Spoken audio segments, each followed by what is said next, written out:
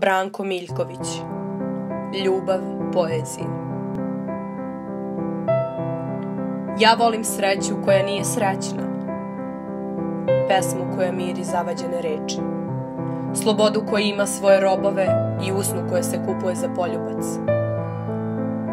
Ja volim reč u koju se otimaju dve slike i sliku nacrtanu noćnom kapku iznutra, cvetove koji se prepiru sa vremenom u ime budućih plodova i prolećnih časti. Ja volim sve što se kreće, jer sve što se kreće, kreće se po zakonima mirovanja i smrti.